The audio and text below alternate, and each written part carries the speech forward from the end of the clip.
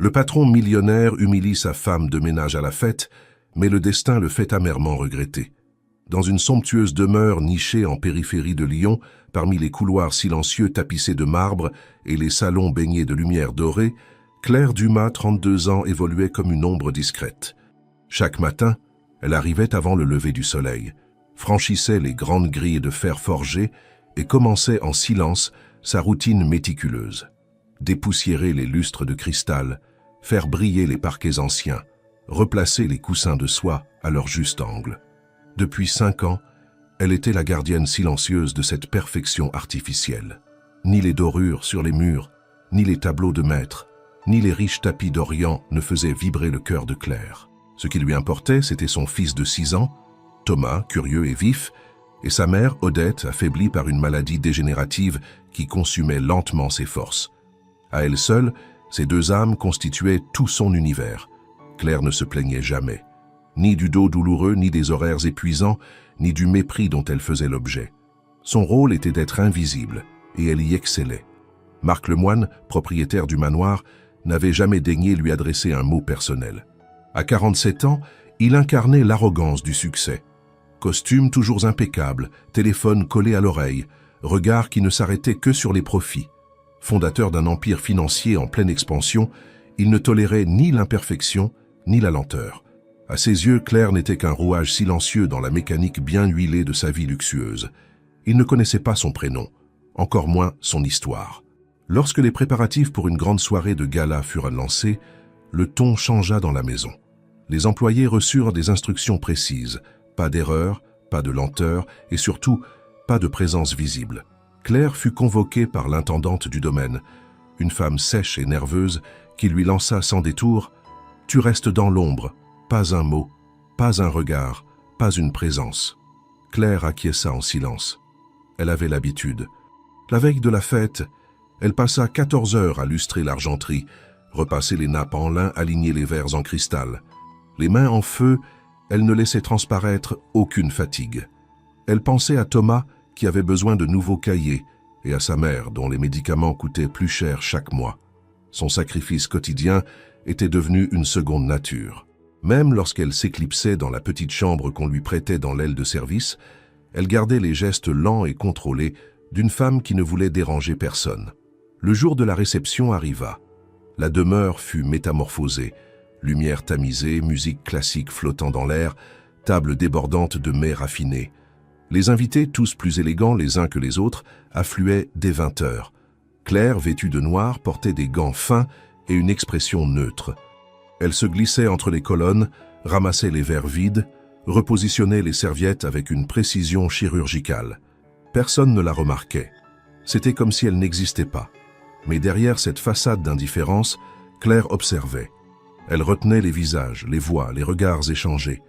Elle connaissait les habitudes de chacun, les alliances silencieuses, les tensions latentes. Elle savait qui trichait sur ses comptes, qui trompait qui craignait Marc et qui le flattait.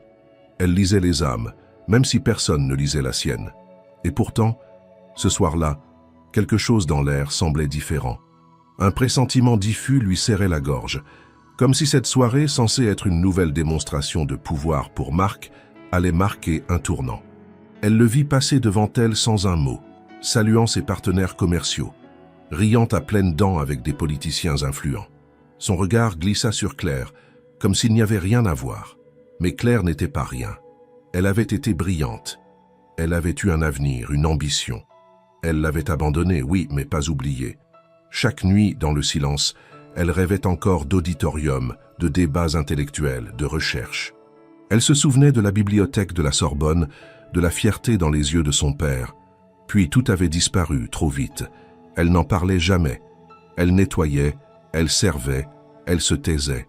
Ce soir-là, dans la chaleur étouffante des projecteurs et des conversations creuses, Claire comprit que le temps de l'invisibilité touchait à sa fin. Elle ne savait pas encore comment, mais quelque chose en elle avait bougé, comme une braise sous la cendre, comme une vérité qui refuse de rester enterrée. La soirée battait son plein. Dans le grand salon aux murs couverts de miroirs vénitiens, les rires résonnaient comme des clochettes précieuses. Les serveurs circulaient entre les convives avec précision, offrant champagne, huîtres et amuse-bouches rares. Claire, quant à elle, restait dans les marges de la lumière, glissant dans les ombres comme un courant d'air. Son rôle était clair, intervenir sans être vu, corriger sans déranger. Mais dans cette atmosphère saturée de luxe et de fausse cordialité, un incident inattendu fit basculer la soirée. En voulant ramasser une serviette tombée près d'un fauteuil, Claire heurta du coude un guéridon instable. Une coupe de cristal, à peine entamée, bascula et se fracassa sur le sol. Le tintement éclatant coupa net les conversations alentour. Tous les regards convergèrent vers le bruit, puis vers elle. Claire, pétrifiée, se redressa lentement, les yeux baissés, les joues en feu. Un silence tendu s'installa. On aurait pu entendre une épingle tomber. Marc Lemoine, qui discutait non loin avec deux hommes d'affaires venus de Genève, tourna lentement la tête vers elle. Ses traits se durcirent immédiatement. Il posa son verre, écarta les pans de sa veste et s'avança dans la foule qui s'écartait sur son passage. Claire restait figée. Elle connaissait ce regard. Il ne contenait ni colère réelle, ni tristesse, ni humanité, seulement la volonté d'écraser, d'humilier. Arrivé devant elle, Marc ne dit rien durant quelques secondes. Il la toisa de haut en bas, avec ce mépris glacial qui lui était propre. Puis, d'une voix forte, assez forte pour que tous entendent, il lança « Tu ne sais pas marcher sans faire de dégâts, c'est ça? Même un enfant de 5 ans ferait mieux que toi. C'est pour ramasser des verres que je te paie ?» Quelques rires fusèrent, nerveux, dans le salon. Des rires d'approbation mêlés à la gêne. Claire, toujours baissée, murmura une excuse. Mais Marc la coupa net. « Ne parle pas, ne t'excuse pas. Tu n'as rien à dire. Nettoie ça. » Et disparaît. Le mot résonna dans la salle comme un fouet. Disparaît. Claire sentit les larmes monter, mais elle les retint. Ses mains tremblaient tandis qu'elle se penchait pour ramasser les éclats de verre. Le parquet reflétait les visages tournés vers elle, curieux, parfois amusés, rarement compatissants. La musique interrompue reprit lentement après quelques secondes, comme si la scène n'avait été qu'un simple contretemps. Elle continua son travail sans un mot.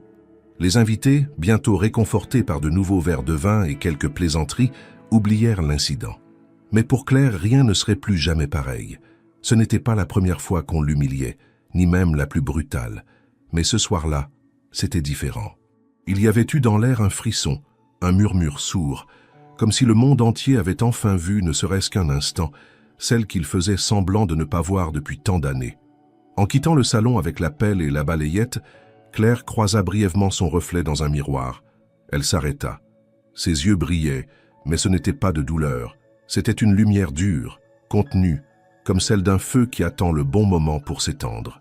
Elle inspira profondément et poursuivit son chemin vers l'arrière-cour. Il fallait de l'air, il fallait respirer loin de ses regards. Mais elle ne savait pas que ce simple geste, cette coupe brisée, ce silence pesant, cette humiliation publique, serait le premier domino d'un enchaînement de vérités que personne dans cette maison n'était prêt à affronter.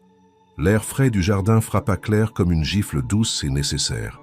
Elle franchit les marches de la terrasse sans bruit, les mains encore moites, le souffle court. La musique et les éclats de voix s'éloignaient derrière elle, étouffés par les hautes baies vitrées et les haies taillées à la perfection. Dans l'obscurité tamisée par les lanternes suspendues aux arbres, elle trouva refuge près d'un banc de pierre entouré de rosiers. Là, enfin seule, elle ferma les yeux, inspirant profondément pour contenir ce qui menaçait d'exploser en sanglots. Elle n'entendit pas tout de suite les pas sur le gravier. Ce ne fut que lorsque la silhouette s'arrêta à quelques mètres qu'elle rouvrit les yeux, sur la défensive. Un homme, costume sobre, visage familier mais vieilli, la regardait avec une intensité troublée. Il resta un instant silencieux, comme s'il craignait de prononcer un mot de travers. « Claire ? Claire Dumas ?» Elle fronça les sourcils. Elle ne s'attendait pas à ce que quelqu'un la reconnaisse, encore moins ici. L'homme s'approcha d'un pas prudent, la tête légèrement penchée. « C'est moi, Julien Armand. Tu te souviens de moi ?» Le prénom remua quelque chose en elle. Julien Armand, la Sorbonne. Les bancs de la bibliothèque, les séminaires en économie appliquée, les débats passionnés. Elle l'avait connu. Mieux encore, ils avaient été proches, intellectuellement du moins.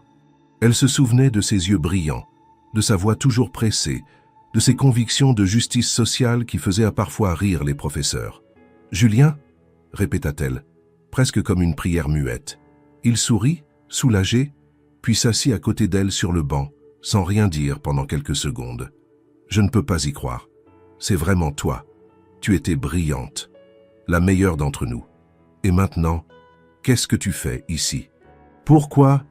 Il s'interrompit, réalisant la maladresse de sa question. Claire détourna les yeux vers l'obscurité du jardin, le visage impassible. Elle ne voulait pas répondre. Pas ce soir, pas maintenant. Mais elle ne pouvait pas non plus se lever et fuir. Une partie d'elle avait attendu ce moment, sans le savoir. « C'est une longue histoire », dit-elle simplement. Julien n'insista pas. Il regarda un instant les lumières de la maison derrière eux. « Je travaille comme journaliste maintenant, principalement sur des affaires économiques. Tu n'as jamais voulu continuer dans ce domaine. Tu avais tellement de potentiel. » Elle sourit, mais un sourire triste, creux, sans lumière. La vie en a décidé autrement. Il la contempla, perplexe. Son élégance naturelle était toujours là, même dissimulée sous l'uniforme noir et la fatigue. Mais il y avait aussi une dureté nouvelle dans son regard, une résilience forgée par quelque chose de bien plus profond que des études abandonnées. « Je suis désolé, murmura-t-il. Pas pour ce que tu fais. C'est un travail honorable. Mais pour ce que tu as dû traverser pour en arriver là. » Claire hocha la tête, acceptant ces mots sans les encourager. Elle n'était pas prête à parler de son père, de la chute brutale, de la maladie de sa mère, des nuits sans sommeil et des jours avalés par le silence. Julien sentait cela. Il n'était pas un homme pressé de réponses. Il respectait les silences. Il les observait, les apprenait. « Si jamais tu veux parler ou juste boire un café, dit-il en se levant, je suis à Lyon pour quelques semaines. Voici ma carte. » Il lui tendit un petit carton qu'elle prit sans un mot. Puis, avant de s'éloigner, il ajouta, presque à voix basse, « Ce monde n'a pas été fait pour des gens comme toi, Claire, mais parfois ce sont justement des gens comme toi qui le changent. » Elle le regarda s'éloigner, son cœur battant plus vite qu'elle ne l'aurait voulu. Elle glissa la carte dans sa poche. Puis, après un long moment, elle se leva, redressa les épaules et retourna à l'intérieur, là où elle n'existait que comme une ombre. Mais ce soir-là, pour la première fois depuis longtemps, une étincelle fragile avait pris vie. Le matin qui suivit la réception, la demeure semblait baignée d'un silence inhabituel. Les volets restaient clos, les couloirs étaient vides, comme si la nuit précédente avait laissé une empreinte plus profonde qu'un simple amas de bouteilles vides et de nappes froissées. Claire, fidèle à sa routine, était arrivée avant l'aube. Elle avait nettoyé les dernières traces de la fête, rangé les couverts précieux, remis en ordre les salons sans dire un mot. Vers 9 heures, elle fut appelée dans le bureau de Marc Lemoine. L'intendante, crispée, lui lança un regard étrange en lui indiquant la porte. Claire s'essuya rapidement les mains et entra sans frapper, comme on entre dans une salle d'interrogatoire. Le bureau de Marc, vaste et froid, dégageait une impression de contrôle absolu. Les murs étaient décorés de diplômes encadrés, de photos prises lors de sommets économiques et d'un grand tableau abstrait aux couleurs agressives. Il était assis derrière son bureau, les doigts entrelacés devant lui. Lorsqu'elle entra, il leva à peine les yeux. « Asseyez-vous » Claire s'exécuta. Elle s'attendait à des reproches, à une menace de licenciement, peut-être même à une réprimande calculée. Mais Marc restait étrangement calme. Il la fixa un instant, puis prit une enveloppe beige qu'il fit glisser lentement sur le bureau. « Voilà pour toi. » Un geste, disons, pour que tout ce qui s'est passé hier soir reste entre ces murs. Claire resta immobile. Elle ne toucha pas l'enveloppe. Elle savait déjà ce qu'elle contenait. De l'argent, le silence monnayé, l'humiliation achetée. « Ouvre-la » insista-t-il. Elle le fit, à contre-cœur. À l'intérieur, des billets soigneusement empilés. Une somme conséquente, suffisante pour couvrir plusieurs mois de traitement pour sa mère, mais insuffisante pour racheter la dignité qu'on lui avait volée devant une centaine de témoins. « C'est généreux », dit Marc, sur un ton qui ne souffrait pas la contradiction. « Et c'est aussi un avertissement. Je ne tolérerai pas que cette maison devienne un théâtre à scandale. Tu travailles ici. Tu as fait une erreur, je suis prêt à oublier. Mais si tu décides d'en parler ailleurs, alors je serai obligé de prendre des mesures. » Claire leva les yeux vers lui pour la première fois. Son regard était sec, dur. Il n'y avait ni peur ni haine, seulement un calme glaçant. « Gardez votre argent, » dit-elle. Marc la dévisagea, surpris. Peu d'employés osèrent lui répondre. Aucun ne refusait une enveloppe aussi généreuse. « Tu ne veux pas réfléchir ? Ce serait Imprudent de refuser une main tendue. Elle referma l'enveloppe, la reposa sur le bureau, puis se leva. « Je n'ai rien à cacher, ni à vendre. » Marc la fixa encore, longtemps, comme s'il cherchait à comprendre ce qu'il n'avait jamais pris la peine d'observer. Elle ne bougea pas. Enfin, d'un geste brusque, il reprit l'enveloppe et la jeta dans un tiroir. « Très bien. Mais ne viens pas pleurer quand tu perdras ton poste. Le monde n'a pas de place pour les femmes fières et muettes. » Claire ne répondit pas. Elle tourna les talons et quitta la pièce sans se retourner. Dans le couloir, son cœur battait à tout rompre, mais elle marchait droit. Elle savait que ce refus allait lui coûter cher, mais ce prix, elle était prête à le payer. Car en refusant l'argent, elle avait repris quelque chose qu'on lui avait arraché depuis trop longtemps, sa voix. Julien Armand, après sa rencontre imprévue avec Claire, ne parvint pas à trouver le sommeil. Son esprit tournait en boucle autour de cette femme autrefois brillante, aujourd'hui reléguée aux ombres d'un monde qui ne lui rendait rien de ce qu'elle méritait. Il se souvenait de ses exposés fulgurants à la Sorbonne, de la clarté de ses raisonnements économiques, de la manière dont elle remettait en question les paradigmes établis avec une aisance déconcertante. Elle avait été promise à un avenir d'exception, et pourtant il l'avait retrouvée là, soumise à l'arrogance d'un homme comme Marc Lemoine, réduite à ramasser des éclats de verre sous le regard moqueur d'une foule dorée. Julien, journaliste aguerri, formé à démêler les mensonges des puissants, sentit l'impératif instinctif de comprendre ce qui s'était passé. Qui avait volé l'avenir de Claire Dumas? Et pourquoi personne n'en savait rien? Il commença par consulter les archives universitaires. Il retrouva sans surprise des traces éclatantes. Prix d'excellence en économie appliquée, participation à un groupe de recherche sur les inégalités fiscales en Europe, stage dans des cabinets réputés, et surtout un article coécrit sur les dynamiques financières des zones en crise qui avait été cité dans plusieurs revues internationales. Mais à partir d'un certain point, tout disparaissait. Plus de publications, plus d'apparitions, un silence brutal et soudain. Julien contacta un ancien professeur de la Sorbonne, aujourd'hui à la retraite. L'homme se souvenait bien de Claire, une étoile, une des rares étudiantes qui comprenait aussi bien les chiffres que l'impact humain derrière eux. Mais elle a disparu sans prévenir. Un jour, elle n'est simplement plus revenue. Julien chercha plus loin dans les registres administratifs, les bases de données de santé publique, les anciens avis de décès. Ce fut là qu'il reconstitua les morceaux. Le décès inattendu de son père, un artisan respecté, dans un accident de voiture. Puis, quelques mois plus tard, l'hospitalisation de sa mère, diagnostiquée avec une maladie neurodégénérative avancée.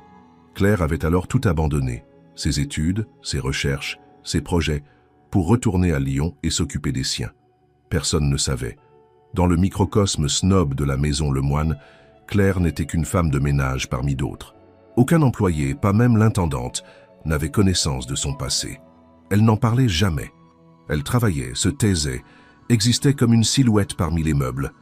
Julien, bouleversé, ressentit une colère sourde, non pas envers Claire, mais envers ce système où les destins les plus brillants pouvaient être réduits à néant par une simple série de malheurs. Et envers Marc Lemoine, dont la suffisance l'avait aveuglé au point de ne pas reconnaître en Claire une intelligence qu'il aurait dû admirer au lieu de mépriser. Il décida de ne pas la contacter tout de suite. Il savait que Claire n'était pas prête à revivre son passé, encore moins à l'expliquer à quelqu'un d'extérieur. Mais il savait aussi que son silence n'était pas du renoncement. C'était une protection, une attente. Et Julien, patiemment, se mit à l'écoute. Il continua son enquête, mais cette fois avec un objectif plus vaste. Car il venait de découvrir que Marc Lemoine n'était peut-être pas seulement coupable d'arrogance. Des traces de dossiers financiers suspects, des connexions obscures avec des paradis fiscaux, des partenariats douteux avec des politiciens corrompus émergeaient au fil de ses recherches. Et Julien savait, pour aider Claire, il fallait exposer l'univers qui l'avait écrasé. Sans un mot à personne, il commença à assembler les pièces d'un puzzle dangereux. Et Claire, sans le savoir, était au cœur d'une vérité prête à exploser.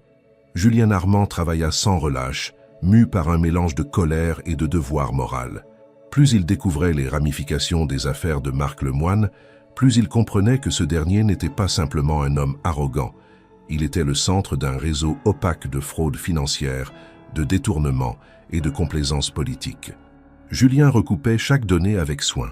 Transferts internationaux suspects, sociétés écrans dans les îles Vierges, contrats publics obtenus par des moyens douteux. Peu à peu, un tableau accablant prenait forme. Il évita de contacter Claire. Il ne voulait pas l'impliquer dans cette tempête sans qu'elle l'ait choisi. Mais au fond de lui, il savait que cette enquête était aussi un acte de réparation pour elle, pour cette femme brillante écrasée par un monde qui ne lui avait laissé aucune chance.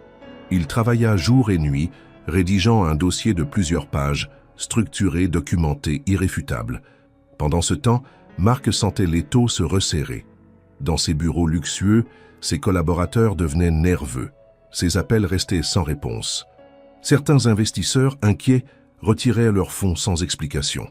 Il accusait le coup avec une froideur apparente, mais ses gestes trahissaient une agitation croissante. Il parlait plus vite, s'isolait davantage et surveillait son entourage avec suspicion. Il était persuadé qu'un traître agissait de l'intérieur. Dans la maison, le personnel observait les changements. Marc, autrefois omniprésent, se faisait rare. L'atmosphère, autrefois dominée par l'intimidation, s'alourdissait de tensions contenues. Claire, toujours discrète, poursuivait ses tâches, mais sentait autour d'elle un basculement. Les regards avaient changé. Elle n'était plus tout à fait invisible.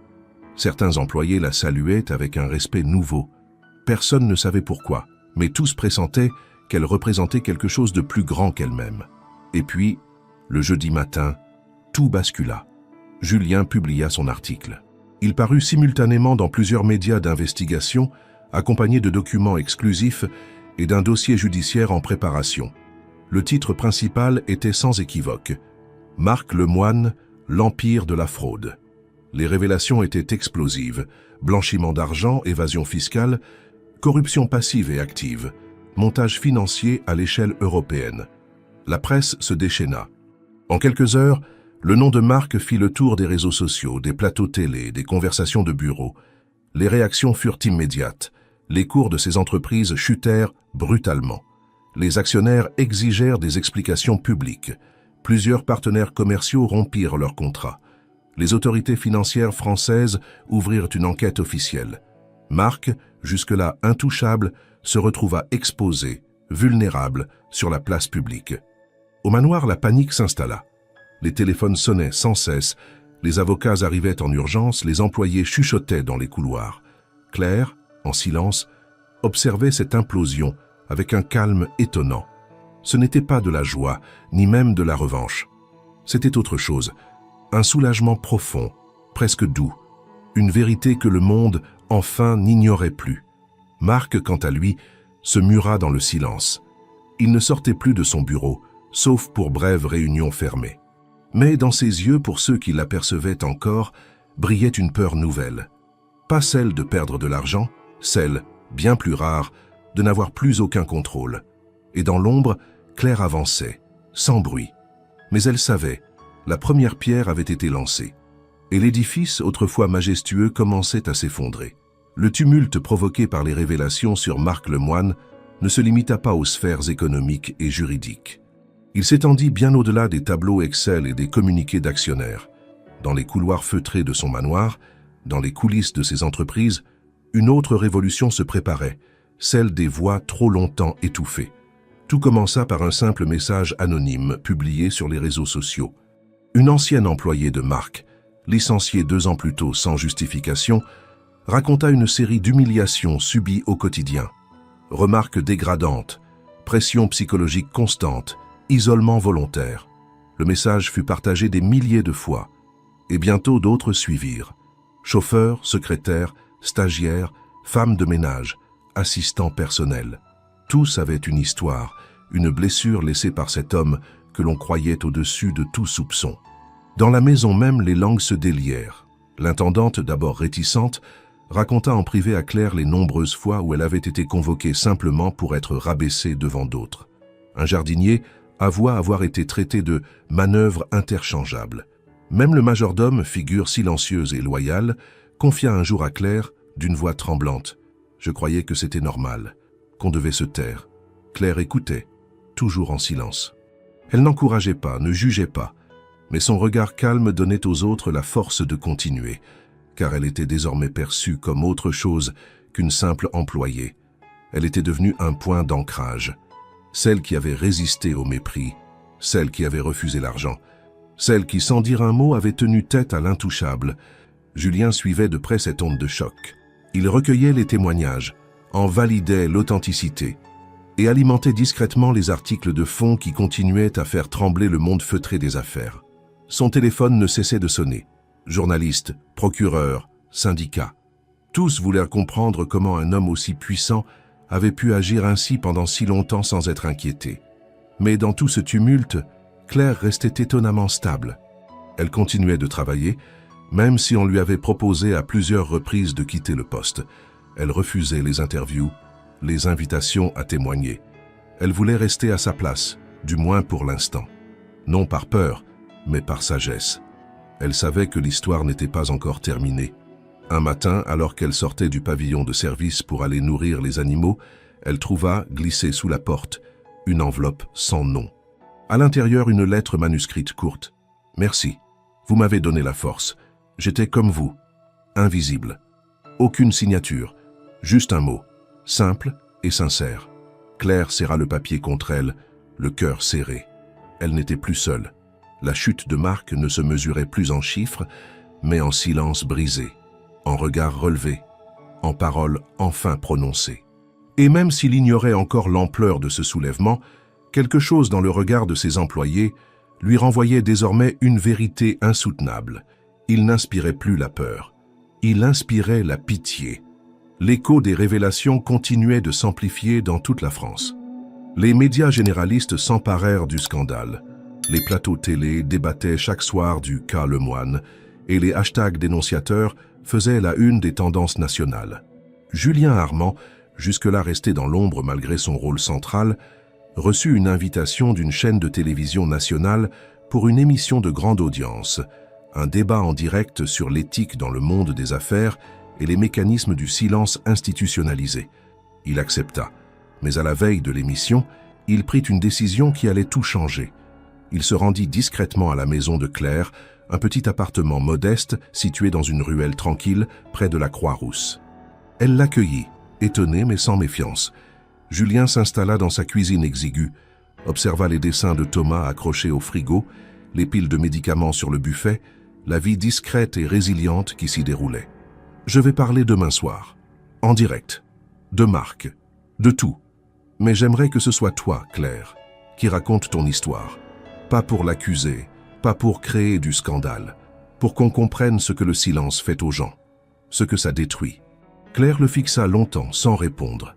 Elle n'avait jamais envisagé d'exposer sa vie ainsi, mais quelque chose en elle, une force calme et ancienne, murmurait que c'était le moment, pas pour se venger, pas pour s'excuser, mais pour dire la vérité. Elle accepta. Le soir suivant, sur le plateau de l'émission, la tension était palpable. Le public, silencieux. Les caméras, braquées. Julien fut introduit comme le journaliste à l'origine des révélations. Il répondit avec clarté, sans chercher le sensationnel. Puis vint le moment décisif. L'animatrice annonça « Et ce soir, pour la première fois, une femme qui a côtoyé Marc Lemoine au quotidien. Une femme que vous ne connaissez pas, mais dont l'histoire mérite d'être entendue. » Claire entra en plateau. Pas de maquillage excessif, pas de vêtements de luxe. Simplement elle, présente, droite, entière. Pendant 20 minutes, elle parla. Elle raconta son père, son accident, la chute brutale. Sa mère, la maladie, l'abandon des études. Son fils, ses nuits blanches, ses matins dans le froid. Elle expliqua sans pathos pourquoi elle avait accepté le travail chez Marc, pourquoi elle avait supporté les humiliations, pourquoi elle avait toujours gardé le silence. Puis elle évoqua la soirée du verre brisé, les regards, l'humiliation publique. Mais ce n'est pas la douleur qui marqua les esprits ce soir-là, c'est la dignité. Claire ne se plaignit jamais. Elle ne demanda rien. Elle dit simplement « Je ne suis pas une victime. Je suis une femme qui a fait ce qu'elle devait pour survivre. Mais il y a des silences qui tuent, et il faut les briser. » Le plateau resta muet. L'animatrice, bouleversée, coupa la parole pour la remercier. L'émission, diffusée en direct, fut vue par plus de 3 millions de téléspectateurs. Sur les réseaux, les extraits de l'intervention de Claire devinrent viraux. Les messages d'admiration, de reconnaissance, d'identification affluèrent. Le visage de Claire Dumas, inconnu la veille, devint symbole de courage silencieux. Marc, seul dans son bureau, regarda l'émission du début à la fin. Il ne dit rien. Mais son regard, pour la première fois, se brisa. Dans les jours qui suivirent l'émission, la France entière vibra encore sous le choc du témoignage de Claire. Des éditoriaux louaient son courage. Des associations de défense des droits des travailleurs la citaient dans leurs campagnes. Des milliers de messages affluaient chaque heure sur les réseaux, tous réclamant justice et reconnaissance. On voulait l'entendre davantage, on voulait la comprendre. Mais Claire, fidèle à elle-même, se retira dans le silence. Elle retourna à sa vie simple, évitant les journalistes et les caméras. Elle continuait son travail au manoir, mais quelque chose avait définitivement changé. Plus personne ne l'ignorait. Chaque employé la saluait avec respect. L'intendante s'adressait à elle avec prudence. Et même les invités, lorsqu'il en restait, détournèrent les yeux, gênés lorsqu'ils la croisaient. Mais c'est chez Marc Lemoine que le silence devint insupportable. Il avait regardé l'émission seul, enfermé dans son salon privé, le visage figé. Claire n'avait prononcé son nom qu'une seule fois, et jamais avec haine. Pourtant, chaque mot l'avait écorché. Il s'était reconnu dans chaque allusion, chaque geste raconté, chaque silence subi. Pour la première fois de sa vie, il avait vu le reflet de ce qu'il était aux yeux des autres, non pas un génie des affaires, mais un homme vide, cruel par négligence, arrogant par peur. Il tenta de répondre, maladroitement. Dans une vidéo filmée dans son bureau, il s'adressa à ses abonnés comme il le faisait lors de ses conférences d'entreprise. Il parla de malentendus, de pression du monde des affaires, de propos sortis de leur contexte, mais le ton était faux. Le regard fuyant, la vidéo ridiculisée devint rapidement un exemple de tout ce qu'il ne fallait pas faire. Les conséquences ne se firent pas attendre. Ses partenaires, déjà méfiants, l'abandonnèrent définitivement. Ses soutiens politiques, embarrassés, se distancèrent. Les banques gelèrent plusieurs de ses comptes en attendant l'audit. Et dans un geste symbolique, l'une des fondations culturelles qu'il finançait depuis 10 ans retira son nom de leur salle principale. Il tenta de joindre Claire. Il envoya une lettre par coursier, puis une autre par avocat, proposant une conversation honnête. Elle ne répondit jamais. Chaque soir, Marc errait seul dans les couloirs de son manoir. Les pièces autrefois animées résonnaient de vide. Les objets qu'il avait accumulés, tableaux, sculptures, souvenirs de voyage, semblaient désormais appartenir à un musée fermé. Il s'arrêtait souvent devant la cuisine, là où Claire travaillait jadis en silence. Il se souvenait de l'avoir croisée, ignorée, humiliée, et ce souvenir le rongeait. Il comprenait trop tard, il ne possédait plus rien. Son empire était fissuré, ses relations brisées, et son nom désormais était associé non pas à la grandeur, mais à l'oubli moral. Et pendant que Marc s'enfonçait dans une solitude glacée, Claire retrouvait peu à peu le goût des jours. Son fils riait davantage. Sa mère, grâce à un traitement désormais régulier, avait repris un peu de force. Elle ne disait rien, mais dans ses gestes plus légers, dans son regard plus vif, on sentait que le poids qu'elle portait depuis des années s'était allégé. Mais le chemin de Claire n'était pas encore terminé. Une surprise l'attendait. Une porte s'apprêtait à s'ouvrir, une qu'elle n'avait jamais osé espérer franchir de nouveau. L'annonce tomba un matin de novembre, froide et implacable. Marc Lemoine était convoqué devant le tribunal correctionnel de Lyon pour répondre de plusieurs chefs d'accusation: fraude fiscale aggravée, blanchiment d'argent, abus de biens sociaux. La justice, après des semaines d'enquête soutenues par les documents fournis par Julien Armand, avait jugé les éléments suffisants pour engager des poursuites formelles. Pour la première fois depuis des décennies, Marc ne contrôlait plus l'agenda. Ce n'était plus lui qui convoquait, c'était lui qu'on convoquait. Son entreprise, Léomax, se décomposait. Les départements fermaient les uns après les autres, les licenciements se multipliaient. Certains actionnaires déposèrent plainte pour escroquerie. Les clients fuyaient. Même les membres de son conseil d'administration, jusqu'alors loyaux par intérêt, démissionnaient en silence. Ce qui avait été un empire de chiffres et de pouvoir devenait un gouffre d'isolement et de dettes. Marc tenta de sauver ce qui pouvait l'être. Il appela ses anciens alliés, envoya des lettres d'excuses, de justification, mais personne ne voulait être vu à ses côtés. Il n'était plus un atout. Il était devenu un fardeau. Et pire encore, un symbole, celui de l'arrogance effondrée. Dans un moment de faiblesse, il pensa à Claire. Il revit son regard droit, lorsqu'elle avait refusé l'enveloppe. Son silence, plus fort que tous les cris. Il demanda à son assistant, l'un des rares à ne pas avoir encore démissionné, de prendre contact avec elle. Non pas pour la manipuler, mais pour la voir, lui parler, comprendre. Peut-être même demander pardon. Claire refusa. Elle ne voulait rien de lui.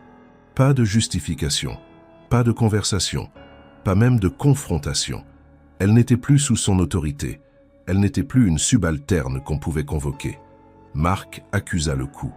C'était la première fois, peut-être dans toute sa vie adulte, qu'on lui refusait quelque chose d'aussi simple qu'un mot. Il comprit alors, dans ce refus, la véritable mesure de sa défaite. Pendant ce temps, Claire continuait de reconstruire, patiemment. Elle travaillait encore, mais moins. Elle passait plus de temps avec son fils, accompagnait sa mère à l'hôpital, écrivait des lettres qu'elle n'envoyait pas. Julien lui rendait parfois visite. Leur lien, respectueux et discret, s'était renforcé. Il ne cherchait rien. Il offrait seulement sa présence et Claire l'acceptait. Un jour, Julien arriva avec une enveloppe. Il la tendit à Claire sans mots. À l'intérieur, une lettre manuscrite. Elle provenait d'une prestigieuse université suisse, à Genève. Une offre officielle, bourse complète pour reprendre ses études, dans un programme de recherche appliquée en économie sociale. Une ancienne collègue de Julien, ayant vu l'interview de Claire, avait proposé sa candidature sans lui dire. Le comité avait été impressionné. L'offre était sans condition. Claire relut la lettre plusieurs fois, le souffle court. Elle n'avait jamais rêvé si loin. Et pourtant, c'était là, réel, offert. Julien, debout près de la fenêtre, n'intervint pas. Il savait que cette décision ne pouvait venir que d'elle. Et dans le silence, Claire sut. Il était temps de tourner la page. Pas de fuir, mais de choisir enfin ce qu'elle voulait. Avant de partir, elle reçut une dernière enveloppe. Celle-ci, sans nom d'expéditeur, contenait une lettre de Marc, écrite à la main, tremblante. Il y disait son regret, non pour les pertes, non pour le scandale, mais pour n'avoir jamais vu la personne qu'elle était. Il ne cherchait pas de pardon. Il voulait seulement que ces mots existent. Claire lut la lettre sans larmes. Elle la plia doucement et la rangea dans un tiroir. Elle ne répondit pas. Elle n'en avait plus besoin. Le départ fut discret. Un matin d'hiver, encore embrumé, Claire boucla sa valise. Quelques vêtements, quelques livres, les dessins de Thomas, une boîte de lettres précieusement gardée. Elle laissa les clés du petit appartement sur la table et vérifia une dernière fois que sa mère avait tout ce dont elle avait besoin. Odette, désormais suivie par un centre de soins coordonné à Genève, lui serra la main sans dire un mot. Son regard suffisait.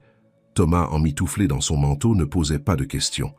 Il avait compris, avec l'intelligence silencieuse des enfants, que quelque chose de grand se passait. Il tenait contre lui une peluche fatiguée, témoin de nuits difficiles et de rêves qu'on n'ose pas encore formuler. Le train pour Genève glissa hors de la gare de Lyon à 8h20. Claire regarda la ville s'éloigner par la vitre, son reflet lui renvoyant un visage fatigué mais apaisé. Elle ne fuyait pas, elle avançait. Et cette fois, ce n'était pas pour fuir un désastre, mais pour rejoindre une promesse. À Genève, tout était différent. L'université lui offrit un accueil digne, mais sans ostentation. On l'appelait par son nom, on lui posait des questions sincères. Elle reçut son badge, son bureau et l'accès aux ressources dont elle avait été privée pendant plus d'une décennie. Les murs des amphithéâtres, les couloirs aux affiches multilingues, les bibliothèques pleines de savoir, tout lui semblait à la fois étranger et familier, comme une mémoire réveillée. Claire s'investit immédiatement. Elle travaillait la nuit, rattrapait les dernières évolutions théoriques, reprenait ses recherches sur les modèles économiques alternatifs, mais cette fois, quelque chose avait changé. Elle ne cherchait plus à prouver quoi que ce soit. Elle n'attendait plus de reconnaissance. Elle construisait, pour elle, pour les autres, pour des voix encore plus invisibles qu'elle ne l'avait été. Très vite, une ONG locale s'intéressa à son parcours. Ils l'invitèrent à participer à des ateliers sur la réinsertion professionnelle des femmes précaires. Claire accepta, d'abord pour écouter, puis pour partager. Elle ne parlait jamais de Marc, jamais du manoir. Elle racontait simplement son parcours, ce qu'elle avait traversé, ce qu'elle avait compris. Et dans chaque regard qu'elle croisait, elle retrouvait une parcelle de son ancienne solitude. Thomas, lui, s'adapta sans heurts. Il entra dans une petite école bilingue, fit ses devoirs avec sérieux et se lia d'amitié avec un camarade du quartier. Il rentrait chaque jour en courant, criant « Maman !» avec une joie neuve, brute. Claire le regardait en silence, et chaque soir, elle le bordait avec une tendresse que rien ne venait troubler. Julien, fidèle à sa parole, venait parfois. Il n'était ni pressant, ni distant. Ils dînaient ensemble, parfois discutaient tard dans la nuit. Il la soutenait sans l'écraser, et son respect profond tissait entre eux un lien indéfinissable, plus fort que l'amitié, plus fragile qu'un amour déclaré. Claire ne demandait rien de plus. La vie, doucement, reprenait son cours. Claire n'était plus la femme invisible. Elle était une chercheuse, une mère, une fille, une voix. Et même si elle savait que certaines blessures ne se refermeraient jamais tout à fait, elle avançait. Mais quelque part, à plusieurs centaines de kilomètres de là, un homme, seul dans un bureau vide, n'avait pas oublié. Le bureau attribué à Claire à l'université de Genève donnait sur un petit jardin intérieur où les érables, même en hiver, gardaient une prestance tranquille. Elle s'y asseyait souvent après ses cours, un carnet sur les genoux, observant les étudiants pressés, les professeurs en discussion.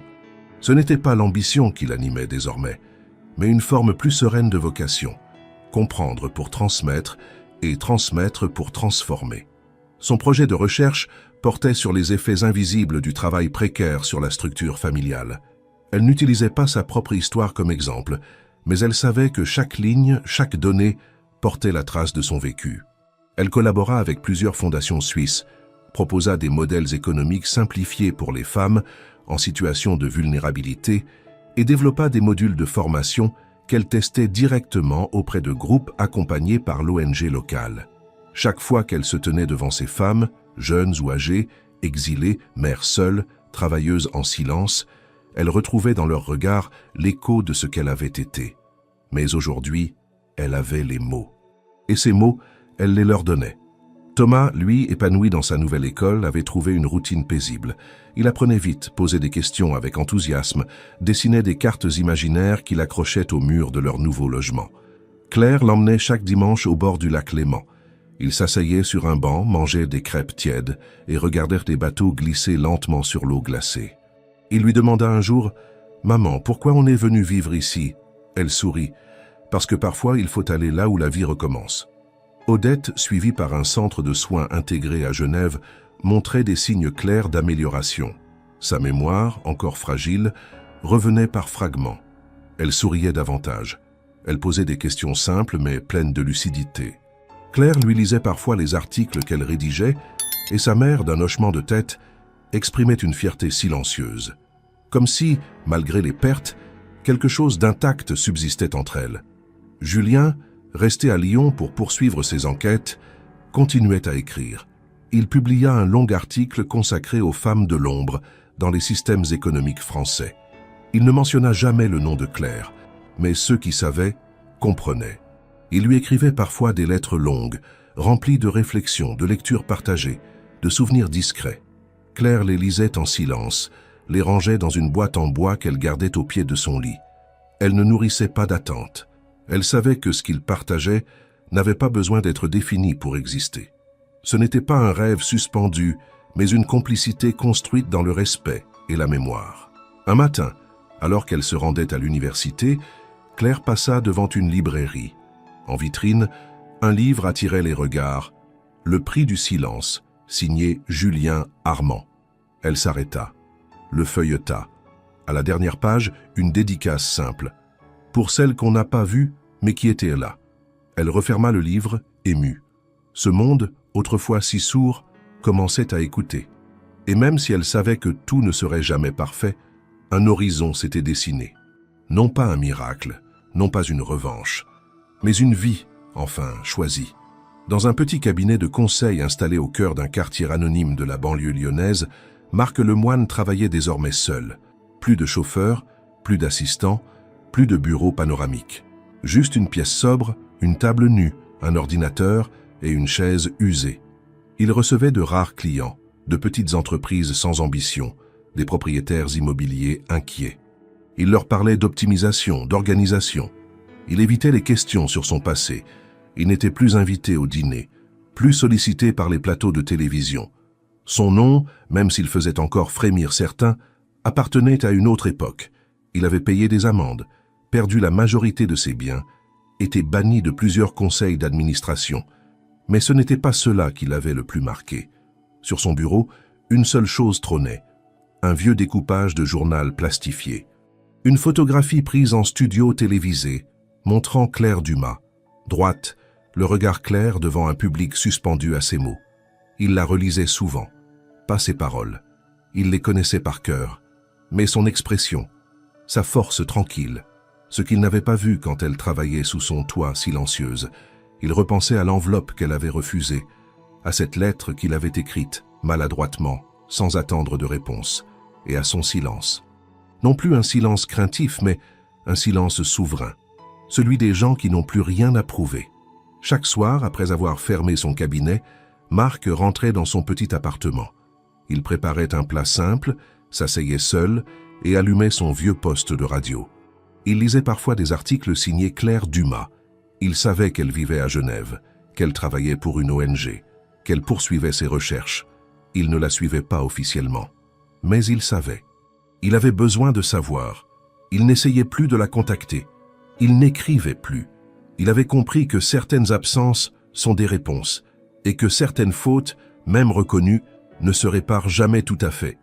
Mais chaque jour, sans exception, il repensait à cette nuit-là, à cette fête, à cette coupe brisée, à ce regard baissé qu'il n'avait pas su lire, et à cette femme invisible qu'il avait si violemment méconnue. Il ne pleurait pas, il ne se lamentait pas, il vivait, sobrement, et portait en lui ce que les hommes comme lui apprennent trop tard, que le pouvoir passe, que l'argent s'évapore, mais que le mépris laisse des cicatrices indélébiles, surtout sur ceux qui l'exercent, et que parfois, le plus grand châtiment est simplement de se souvenir